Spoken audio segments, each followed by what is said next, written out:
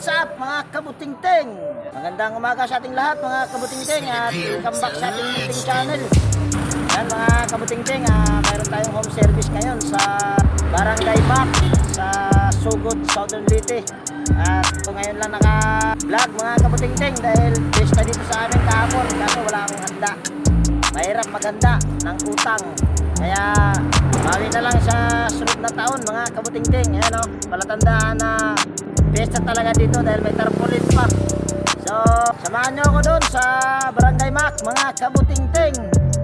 Yan mga kabutingting, dito na tayo sa Barangay Mac dito sa Sugod at ito yung gagawin natin. Washing machine, ang brand nito ay LG at medyo may kalakihan ito mga kabutingting.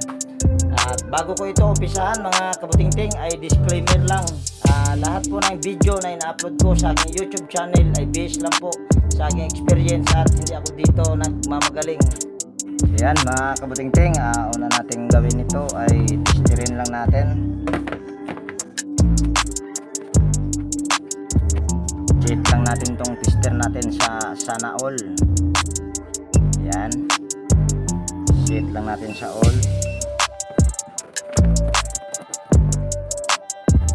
Sunod natin gawin mga kabutingting ay switch lang natin tong wash timer.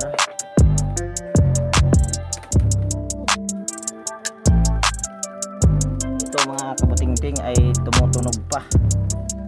So tingnan natin, wala tayong nare-reading sa ating tester. Try din natin itong spin timer dahil sa wash ay wala tayong nare-reading. Uy, sira tong spin timer mo na eh. Yan o. Ito mga kabutingting, yung timer sa... Hindi, itong wash timer po, walang problema. Itong spin timer lang ang may problema. Kaso wala rin tayong nare-reading. So ngayon, diretso tayo sa likod. So yan, ito na yung gagawin natin. Dito tayo sa likod at mayroon ng humalungkat nito mga kabutingting. Sino malungkat nito, Nay? Taga dito lang, anak niyo po? Taga dito lang din.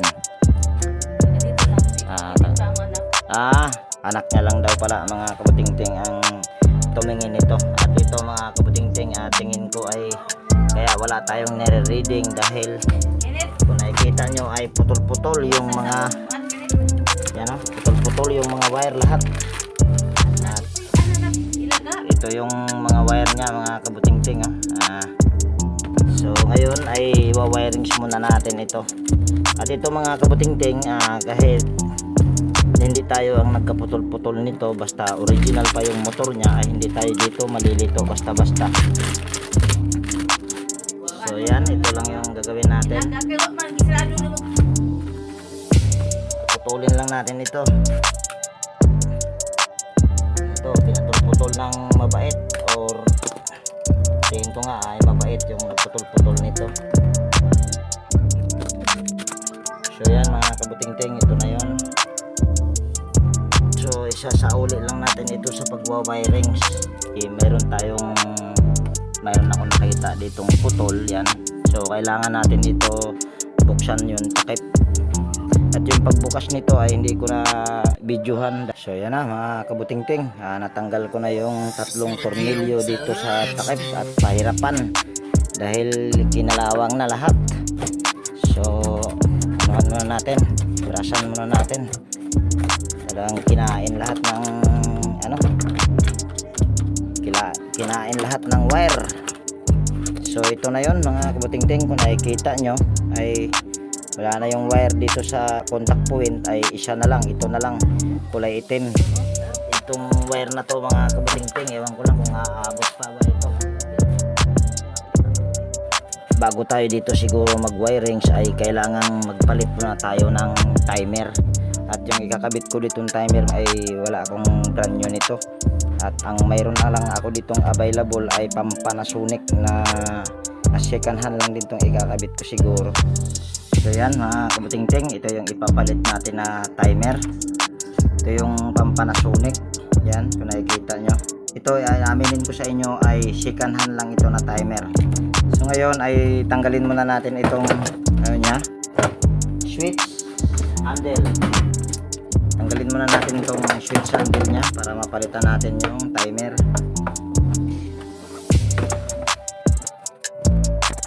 Ito medyo mahirapan yata ako dito mga kabutingting dahil hindi masyadong known sa akin yung pag-wiring. Siguro ay uulitin ko na lang ito sa pag-wiring para maiayos ko. Ngayon ay putulin ko na ito. Yan, itong wire na to. Yan. At ito yung timer, yung original na timer. Ngayon at kahit naman ito magkabaliktaran ay wala siyang magiging problema. So ngayon ay dudugtong lang natin ito. At itong wire na idudugtong natin mga kabutingting ay ito pa rin yung wire niyang original. So yan, ngayon idudugtong lang natin ito. Kahit magkabaliktaran walang problema. Kahit saan mo ikabit dahil dalawa lang naman ito na wire dryer. Ngayon lagyan lang natin ito ng electrical tape at pag naglagay tayo ng electrical tape kailangan wag nating tipirin. So yan na mga kabutingting, nalagyan ko na ng electrical tape. So ngayon ito dahil Panasonic itong ikakabit ko ay pwede itong hindi magkasya dito sa pinakalagayan niya. So ngayon gagawa tayo ng paraan dyan. Ngayon ang gagawin lang natin ito dahil gaya nga na sinabi ko Panasonic itong ikakabit ko. Ang gagawin lang natin dyan ay magpuputol tayo dito sa isa sa mahaba. LG dyan na. Oh, LG to. LG to na pero yung ikakabit kong timer ay Panasonic na lagariin lang natin. Ito para-paraan lang to mga kabutingting kasi kung may nabibili naman itong timer kaso malayo pa doon pa sa bayan ng Sugod kaya gagawa lang tayo ng paraan kasi mauubos lang yung oras natin. So ngayon kabit na natin ito dahil naputulan na. Yan kung nakikita nyo. So kabit ko lang.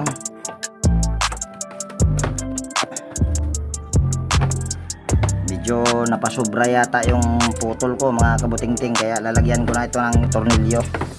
At tignan ko muna dito kung nasa gitna ba yung ito para kung wala ba siyang sasabitan. Meron siyang sasabitan dahil mahaba itong ano niya. So pupukpukin ko lang ito muna. So yan mga kabutingting, na ano ko na siya, nasa gitna na kibali yan. Ngayon tignan lang natin kung nasa gitna na ba. Ayan, pwede na ito mga kabutingting. So ngayon ay lalagyan ko lang ito ng tornilyo. Yan ang mahirap mga kabutingting pag hindi niya ano talaga kabra na timer, gagawa ka ng paraan. So lagyan ko muna itang tornilyo. So yan mga kabutingting, nalagyan ko na siya ng tornilyo. So kailangan pag mga ganito mga kabutingting ay kailangan nasa gitna talaga itong ano niya, pinagsasalpakan nitong switch handle. Sunod natin gawin mga kabutingting ay salpak natin ito. Medyo magkaiba pala sila. At ito mga kabutingting ay andito yung ano niya, so ibig sabihin ay magiging ganyan siya.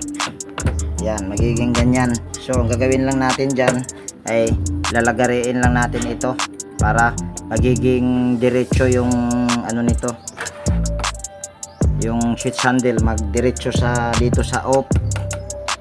So lalagariin lang natin ito mga kabutingting, nasa inyo kung gagayahin nyo itong diskarte ko.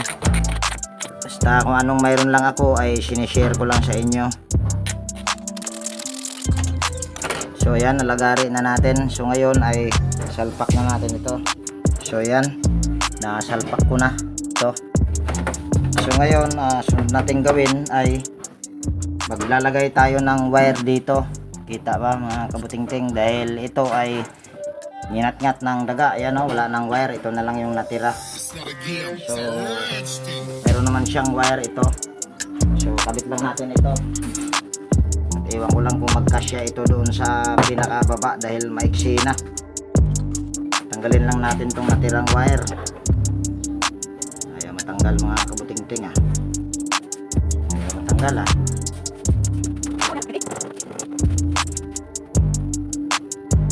tanggal din.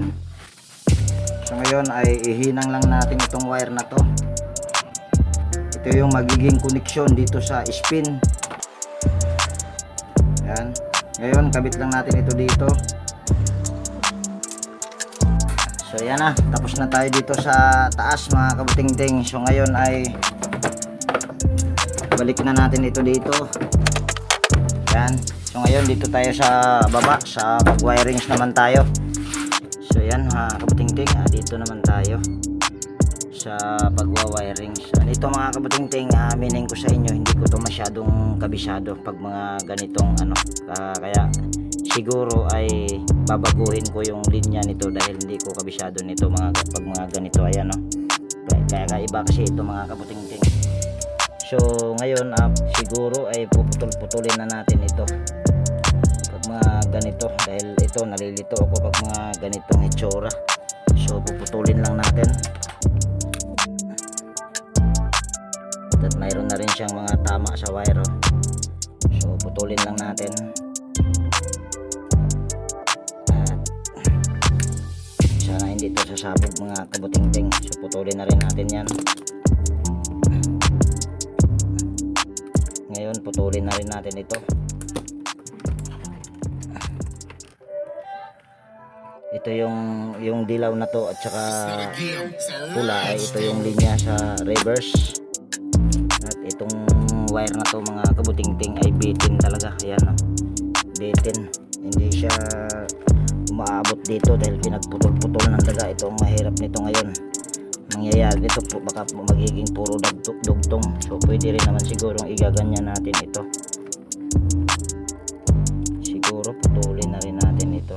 At siguro dito sa puti ay magja-jumper na lang tayo dito. Ito yung dyan natin ikakabit yung isang linya sa isang linya sa power cord. Yan ito. Putulin na rin natin. Dito na natin putulin ito para wala na magiging silbi. Yan, putulin lang natin. Yan. Ngayon ay dito sa puti. Dito sa puti na to ay dito tayo magbalat. Diyan natin i-jumper yung isang linya sa power cord. Naputol pa. Yan. Medyo bitin yung nito mga kabutingting, yung wire. So pulupot lang natin. Pulupot din natin tong isang linyang puti. Ito yung sa isa sa mga linya sa power cord. Yan. Ngayon lagyan lang natin ito ng electrical tape. Ito kung baka magugulat kayo kung bakit may puti yan dyan ay yung isa nito ay nakakabit dito sa isang linya sa motor. Yan ito namang puti na galing dito sa kulay pink ay ito na naman din yung nakakabit dito sa isang linya sa common sa dryer. So kaya natin ito ginamper itong isang linya sa power cord. So lagyan lang natin ng electrical tape yan. So yan na mga kabutingting, na lagyan ko na ng electrical tape. Sunod naman itong black na to ay ikakabit natin ito doon sa taas sa mga linya sa supply ng mga timer. So dito yan, ito yung isang linya sa power cord ay ilalagay natin dito sa kulay black. Yan. Balatan lang natin ito.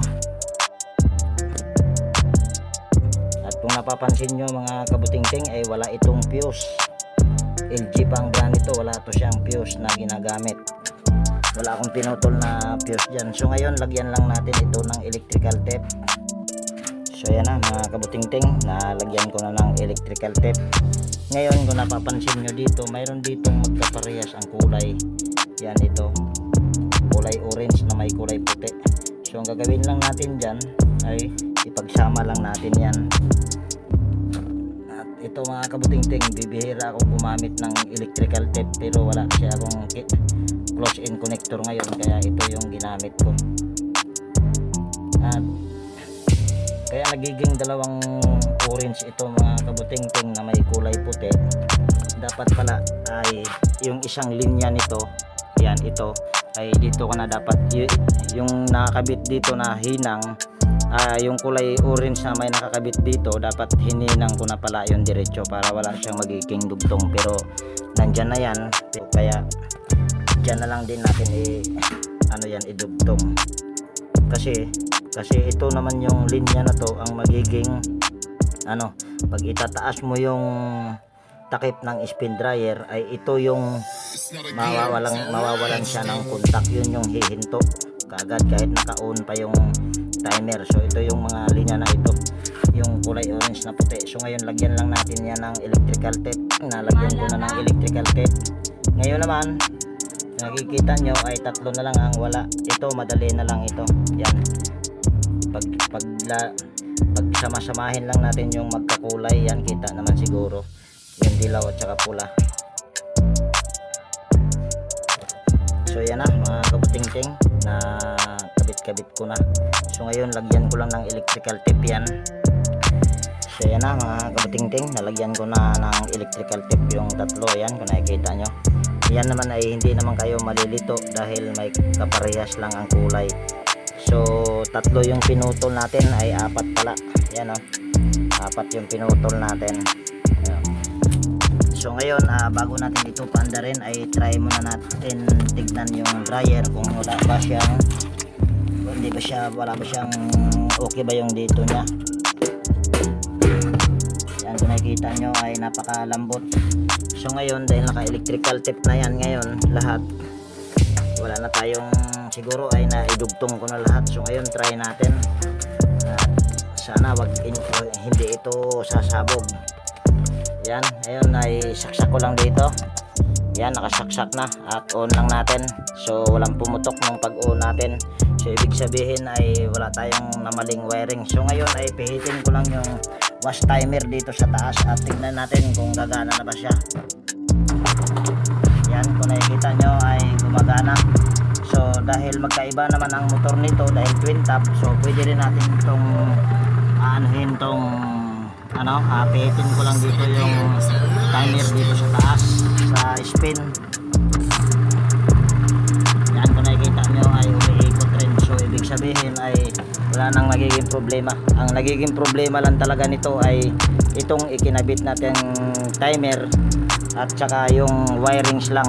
So okay na siguro yan mga kabuting-ting. So ngayon ay gawin natin dyan ay ayusin ko lang ito at maghanap at mag-ano ko ng plastic dahil babalutin ko ito dahil pangit or ang sagwa tignan.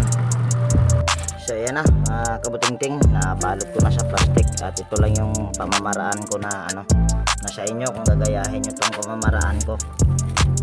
Yan, ngayon ay lagay lang natin ito dito para hindi siya pangit tignan. So ayan, pwede na yan. So ngayon takpan na natin dahil okay naman yung mga motor nito, walang problema. Yung timer lang at saka yung wirings. Tapuhan mo nay. Ayaw na trapuhin din nay. Pabasa na. Punasan daw muna ng may-ari mga kabuting-ting.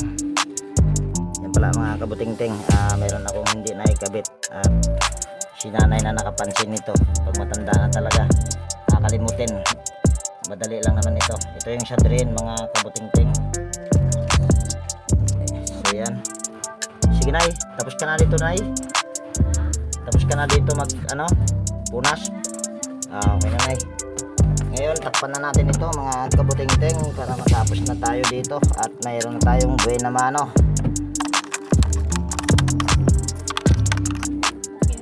Okay na to nay.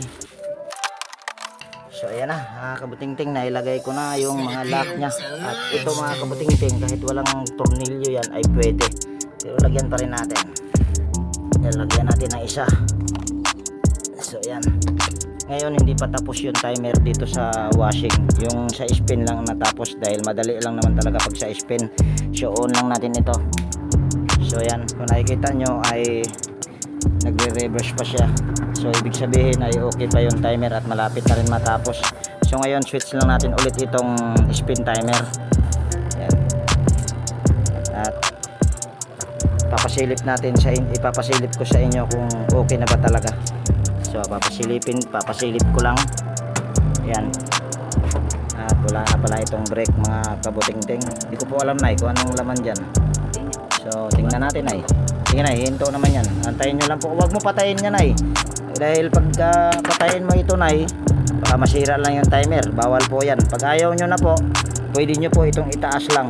Yan. So yan na mga kabuting-ting. Tapos na tayo dito. At okay na ba boss? Ano pala pangalan nila boss? Ha? Kinit. Yan, Kinit mga kabuting-ting, anak ni nanay. Yan, siya yung nagsabi sa akin. Siya na miesta siya yata nung linggo ba yun? Pumunta araw linggo ano? Ayan, linggo kasi mga kabuting-ting ay mayroon siyang kaklase doon taga amin.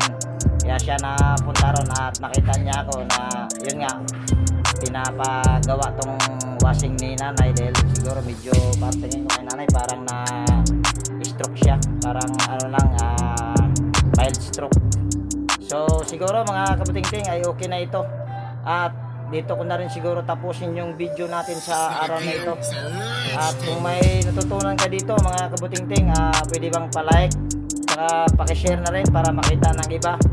At higit sa lahat, kung bago ka dito sa aking munting channel, pwede bang hilingin ko yung pag-subscribe mo at pindutin mo na rin yung bell notification dyan para ma-notify ka pag meron akong mga bagong i-upload na video.